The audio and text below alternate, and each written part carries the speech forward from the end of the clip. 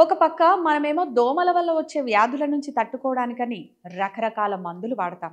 అయితే ప్రపంచంలోనే అతి పెద్ద దోమల ఉత్పత్తి కర్మాగారం బ్రెజిల్ దేశంలో ఉందన్న విషయం ఎంతమందికి తెలుసు?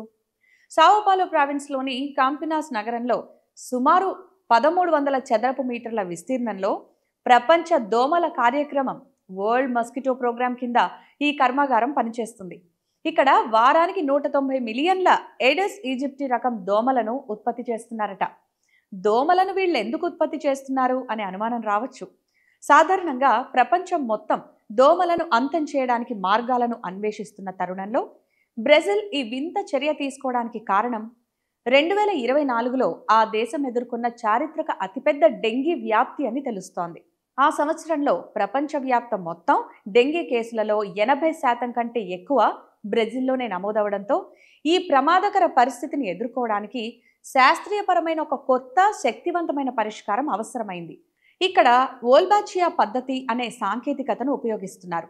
దోమలు పెరుగుతున్నప్పుడే వాటి సహజమైన బ్యాక్టీరియా వాటిపై ప్రభావం చూపుతుంది.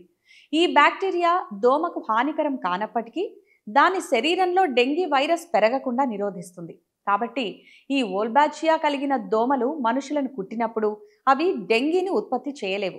ఇండోనేషియా మరియు కొలంబియా వంటి దేశాల్లో ఈ పద్ధతిని విజయవంతంగా అమలు చేసి డెంగీ కేసులను 70% వరకు తగ్గించడం జరిగింది.